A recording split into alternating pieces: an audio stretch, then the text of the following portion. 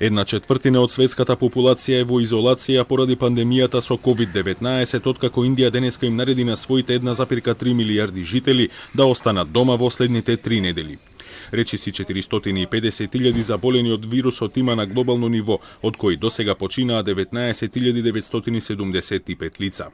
Организацијата на Обединетите нации денеска ги повика најразвиените држави да им помогнат на сиромашните во борбата со пандемијата, предупредувајќи дека и покрај релативно малиот број на досега заболени во нив, сепак тие се најризични.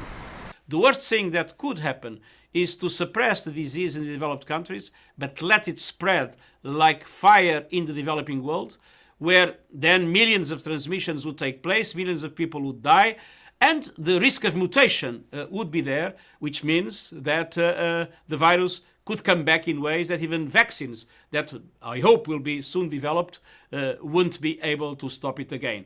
Кина денеска го укина карантинот за провинцијата Хубеј, од каде започна да се шири вирусот. Земјата и натаму има најмногу заболени од почетокот на пандемијата, но со по неколку илјади нови случаи дневно Италија и сад веќе и се приближија. По бројот на смртни случаи најпогодена е Италија, каде со денешните 683 починати, вкупниот број се искачи на 7503.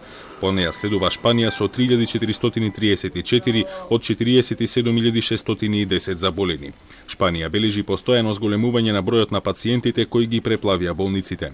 Tienes miedo por ti mismo y tienes miedo por llevártelo a tu casa porque claro tienes familia también. Y además también estamos lógicamente sobrecargados emocionalmente porque claro, estás viendo cómo se prolonga la estancia, cómo tienes que multiplicar tu esfuerzo porque están distribuidos en muchos lugares, cómo tienes que aumentar en los turnos, cómo tienes que ir incluso en tus días de descanso, no puedes tomártelos porque claro, no hay personal suficiente, como es, claro, nosotros tenemos que ir, ¿no? Si además se reduce la plantilla, es un... Заболени од коронавирусот има во вкупно 196 држави, а Европа продолжува да биде жариште на пандемијата, затоа што во првите 20 најпогодени држави дури 12 се европски. На Балканот најпогодена е Грција со денешните нови 78 заболени, вкупниот број достигна 821 лице, од кои досега починаа 22. Словенија има 528 заболени, Хрватска 442, Србија 384, а Бугарија 242.